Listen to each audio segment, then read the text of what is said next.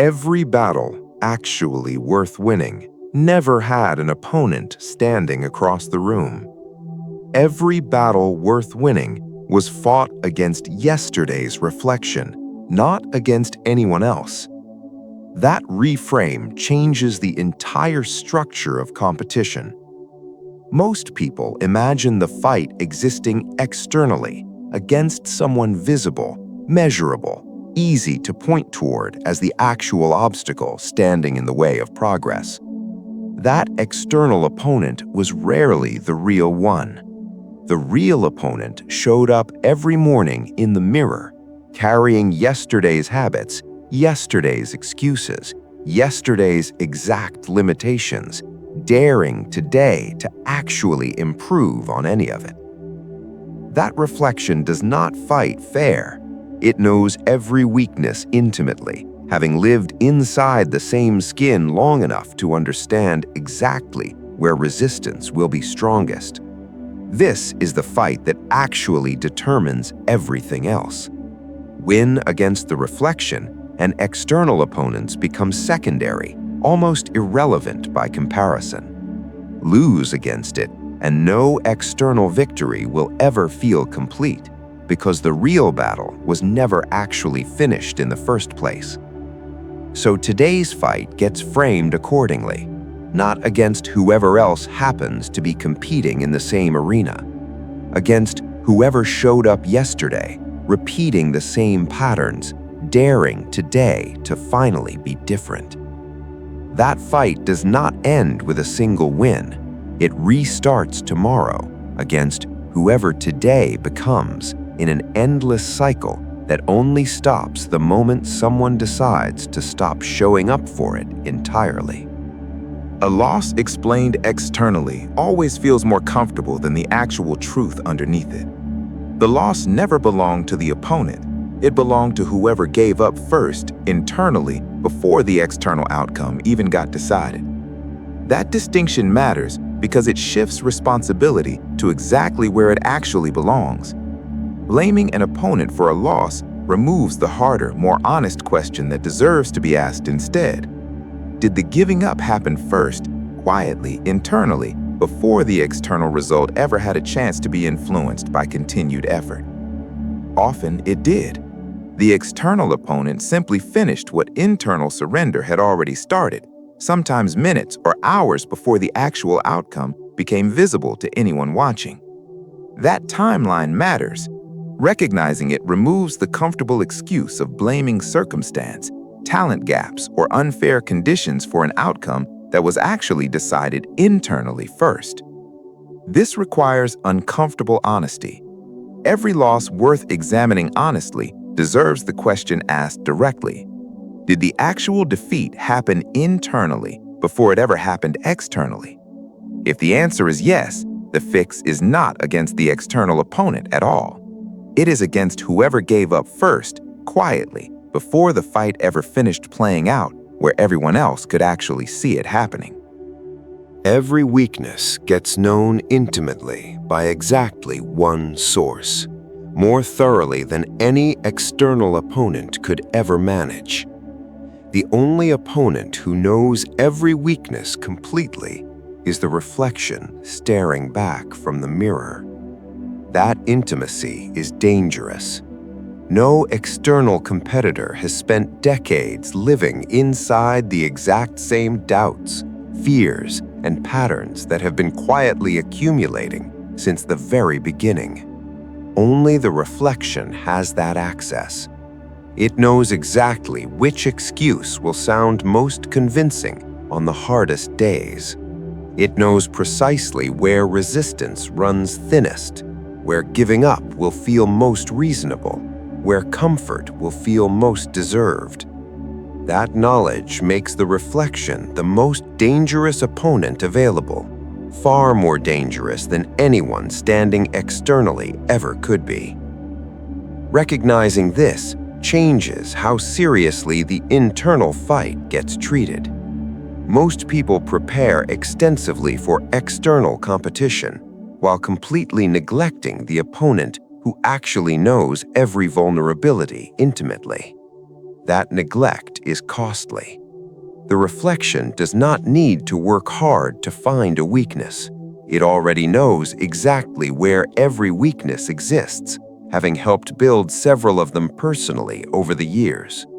So preparation now requires facing that opponent directly, with the same seriousness usually reserved for external competition. Nothing less will actually work against an opponent that thoroughly informed. There is no rematch available against people who have already moved on, finished, settled into whatever outcome already occurred between everyone involved. The only rematch still available is against whoever existed before today started.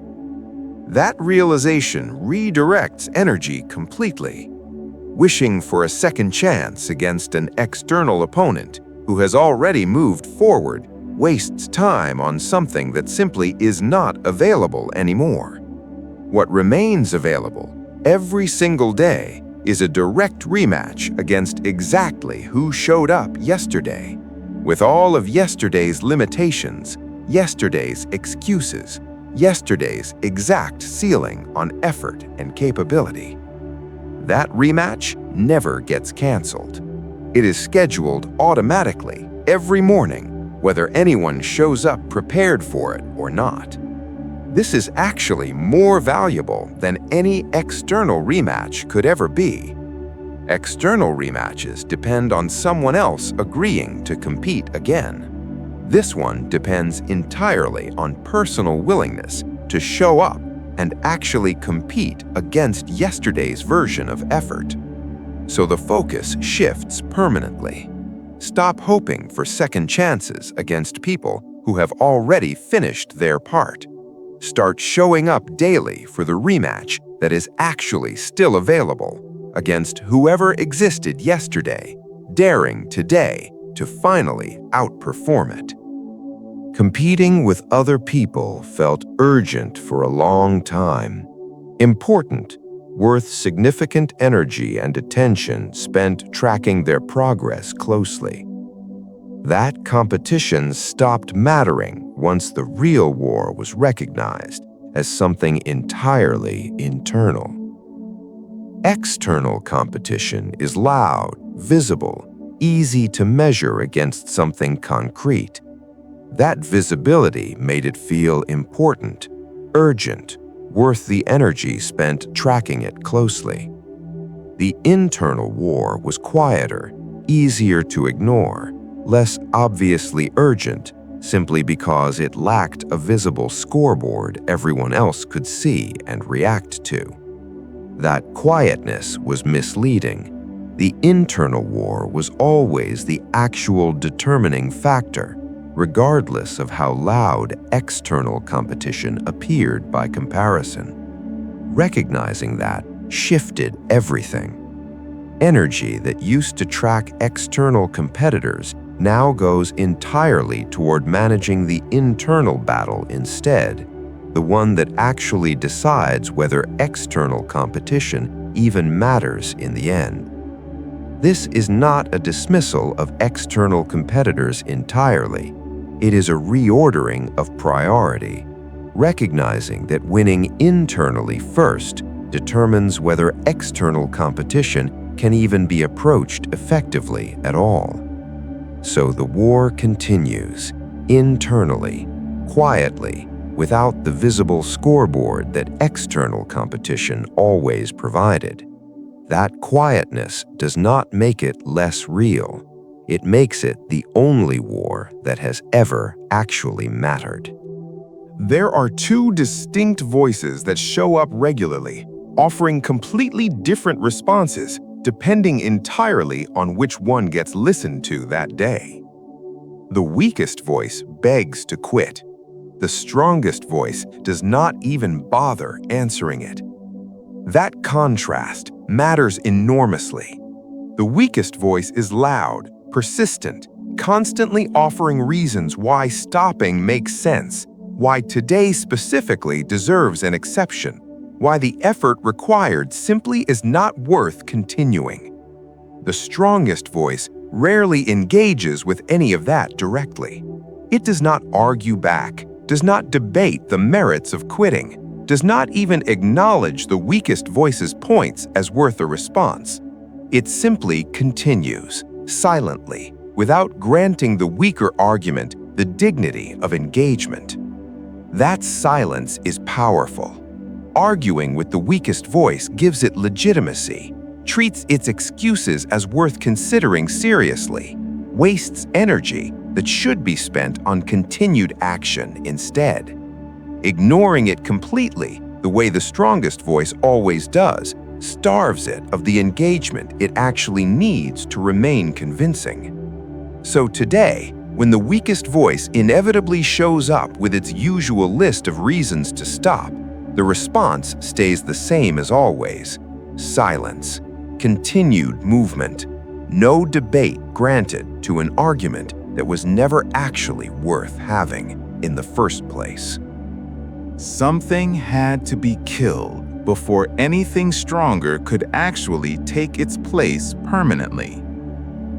The comfortable loser had to die before anything stronger could ever actually take its place. That comfort was the actual problem, more than any specific weakness or failure ever was on its own. Comfortable losing is dangerous precisely because it does not feel like crisis.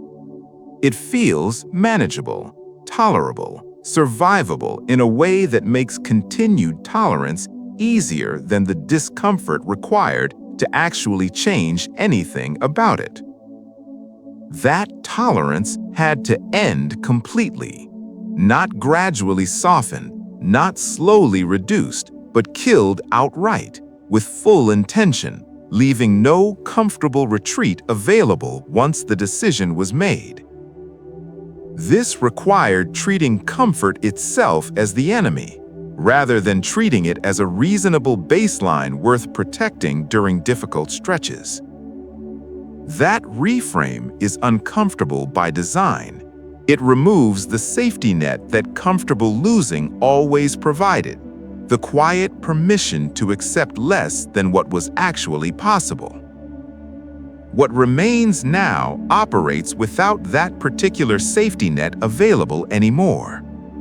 The comfortable loser is gone, deliberately removed, leaving only whatever continues building forward from here without that particular safety net intact. The actual enemy rarely looks like anything external, dramatic, or easy to point toward as the obvious source of resistance.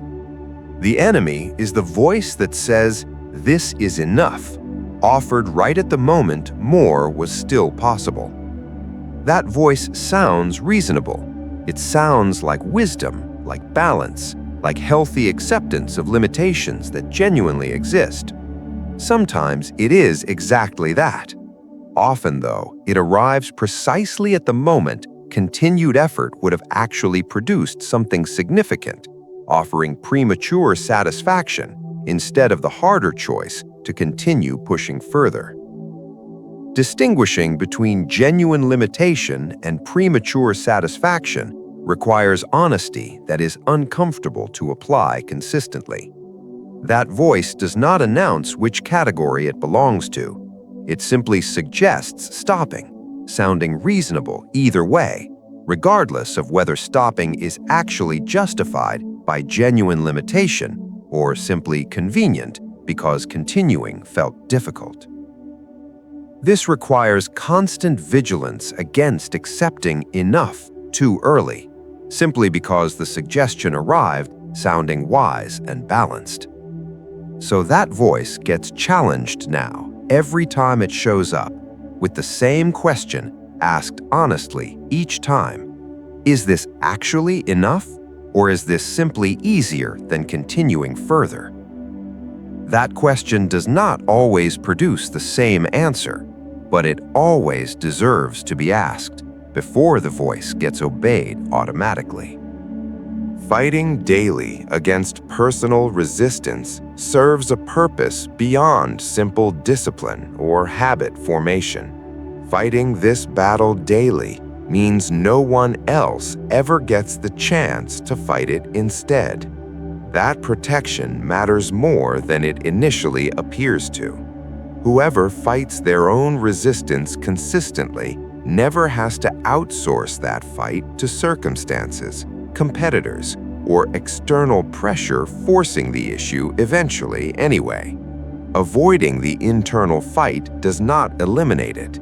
It simply delays it, often until external circumstances force the confrontation under far worse conditions than choosing to fight it voluntarily would have provided.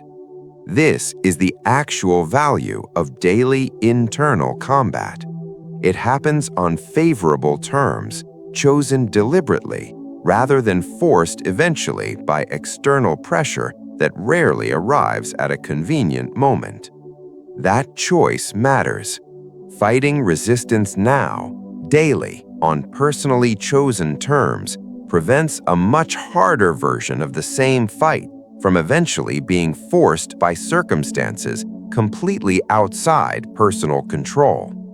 So the daily fight continues, not out of obligation alone, but out of recognizing that the alternative, avoiding it now, simply postpones a worse version of the identical fight to a moment that will not be nearly as forgiving.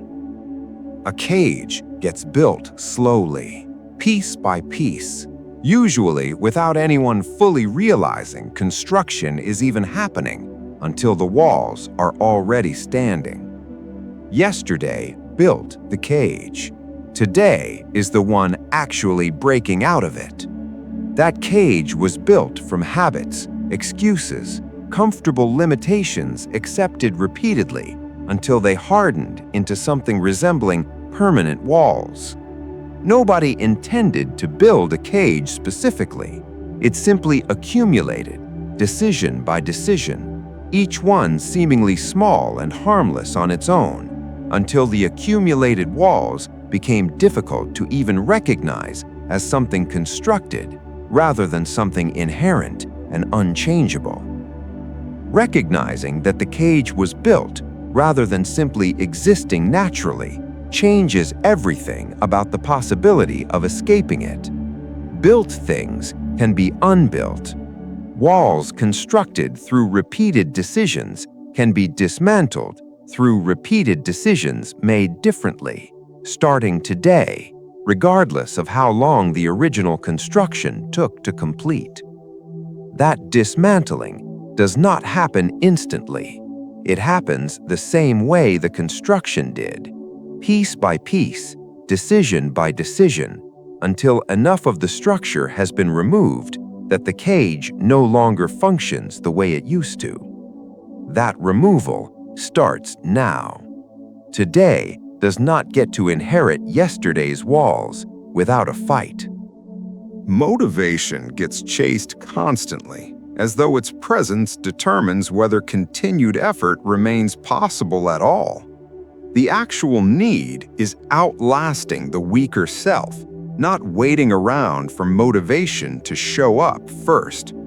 That distinction removes an entire category of excuse.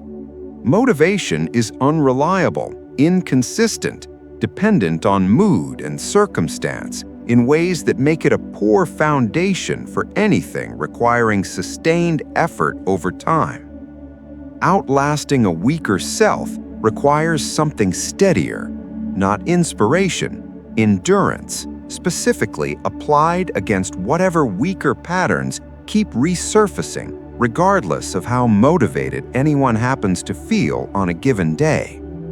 This reframes the entire daily approach.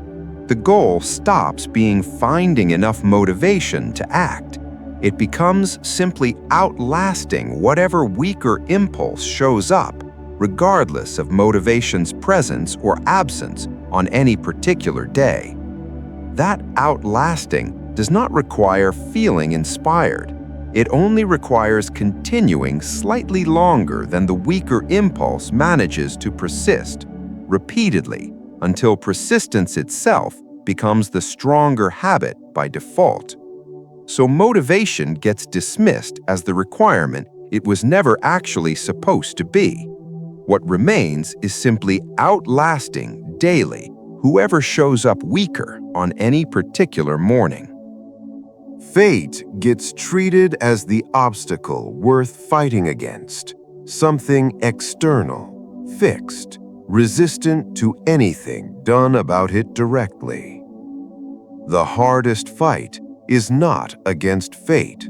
It is against the part that agrees with fate's worst predictions. That internal agreement is far more dangerous than fate itself. Fate, whatever it actually is, cannot enforce its predictions without cooperation from somewhere internal. Some quiet voice willing to accept the prediction as settled rather than contestable. That cooperation is the actual obstacle, not fate making its case externally, but internal agreement, quietly accepting that case as final before any real resistance gets attempted. Fighting fate directly misses the actual target. The real fight happens against whatever internal voice keeps nodding along with fate's predictions instead of challenging them directly. That internal voice is more persuasive than fate itself, precisely because it speaks using the same voice as every other internal thought, making its agreement feel like personal conclusion rather than external prediction accepted without resistance. Recognizing that distinction redirects the entire fight.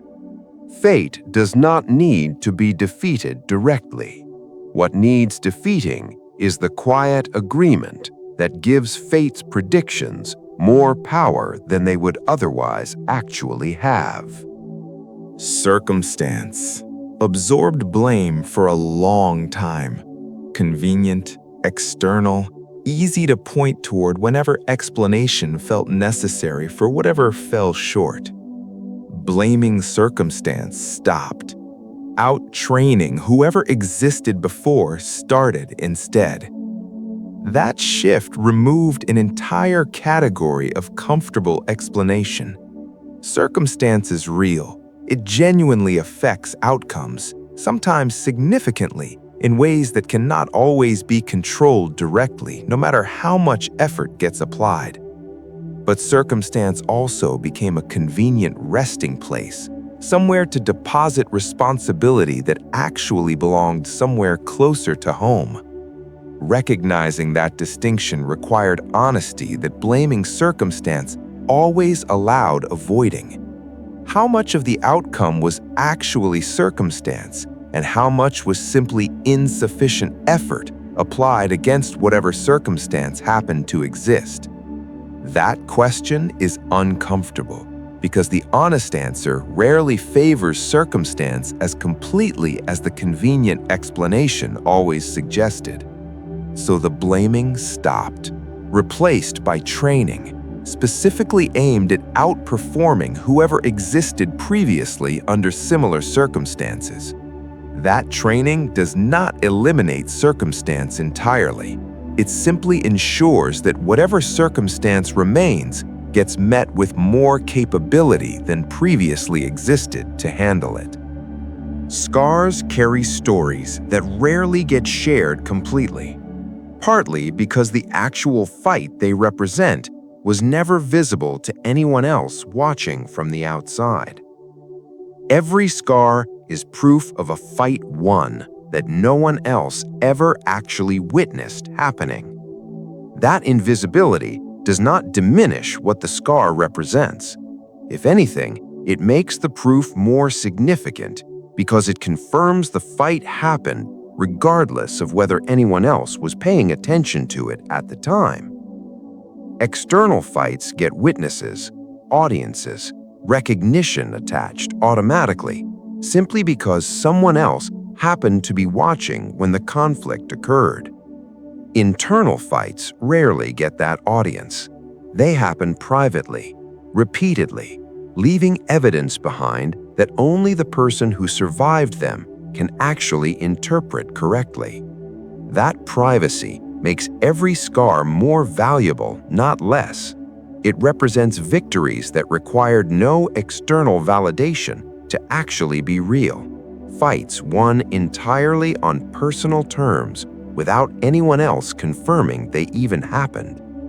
This changes how scars get viewed going forward, not as embarrassing evidence of struggle, but as private proof of battles that mattered enough to fight, even with no audience present to witness the outcome directly. That proof stays valid, regardless of whether anyone else ever actually sees or understands what it represents. Chasing other people felt urgent for a long time, the obvious direction worth pointing all available energy toward. The actual race is against whoever almost stopped, not against whoever else happens to be running nearby. That redirection matters because the actual danger was never falling behind external competitors. It was the internal moment, recent or distant, where stopping completely felt like a real possibility worth seriously considering. That moment still exists somewhere in recent memory as a reminder of exactly how close everything came to ending prematurely. Outrunning that moment matters more than outrunning anyone else currently competing nearby. External competitors can be caught, passed, left behind through sustained effort applied consistently over time. The moment that almost ended everything cannot be outrun the same way. It requires constant distance maintained deliberately through continued effort that never allows enough slack for that moment to become tempting again. So the race continues, but the actual competitor being outrun is internal, specific, and far more dangerous than any external competitor could ever actually be. That race never finishes completely. It simply continues, daily, maintaining distance from whatever almost stopped everything before it actually had the chance to. There is a future point where the strongest version of effort will exist completely, fully realized, finished with whatever weakness currently still lingers somewhere in the background. The strongest self will never meet the weakest self again, once the distance between them finally becomes permanent. That permanence is the actual goal here, more than any single victory or milestone reached along the way. Most progress feels temporary, reversible, capable of sliding backward given enough pressure or enough convenient excuse offered at the wrong moment. The actual target is different, not just temporary improvement, but permanent separation, a distance so significant that whatever weakness used to exist simply cannot catch up anymore, regardless of circumstance or pressure applied against it. That separation does not happen through a single decisive moment. It happens through accumulated distance, day after day, each one adding slightly more space between current capability and whatever weakness used to define the starting point. Eventually, that accumulated distance becomes permanent, uncrossable, leaving the weakest self stranded somewhere far behind with no realistic path to ever catching up again. That permanence is still being built right now, one day at a time, with every choice made today adding slightly more distance to whatever gap already exists. There is no audience cheering for the specific moment internal weakness gets defeated quietly, privately, without anyone else around to witness it directly. There is no applause for beating yourself, just silence, and then progress that eventually becomes visible later. That absence of immediate recognition is uncomfortable, especially compared to external victories that usually come with some form of visible acknowledgement attached. Internal victories rarely get that acknowledgement. They happen quietly, privately, often without even the person who won fully recognizing the significance of what just occurred internally. What follows that silence is not immediate celebration.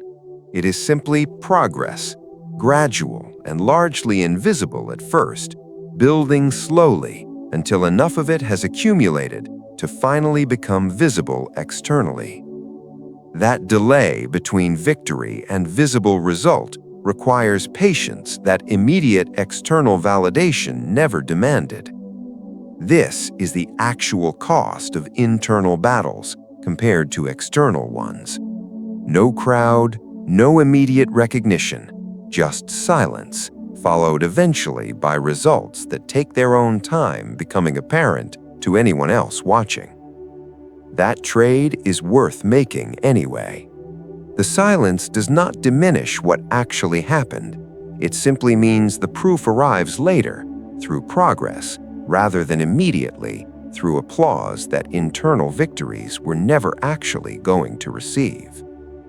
Rivals provide motivation for plenty of people. Something external worth measuring against, competing with, eventually surpassing through sustained effort. No rival is required here. Regret already handles that function completely. That substitution matters because regret provides something rivals never quite manage to offer consistently. A rival can be defeated, surpassed, eventually left behind once the competition concludes favorably. Regret does not work that way. It persists indefinitely, regardless of how much progress eventually gets made afterward. That persistence makes regret more motivating than any external rival ever could be. It does not relax once temporarily ahead. It does not offer congratulations for partial progress. It simply remains, a constant reminder of exactly what inaction or hesitation previously cost.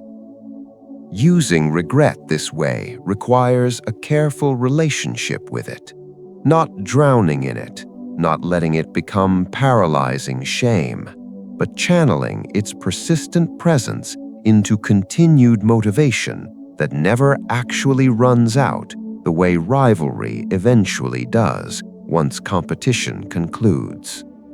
That channeling is happening now, deliberately, using regret's permanent presence as fuel rather than allowing it to become an anchor holding everything in place instead. There was someone who quit completely, exactly 1 year ago, accepting an outcome that fell short of what was actually possible at the time. The one who quit last year is the one who never gets permission to return again.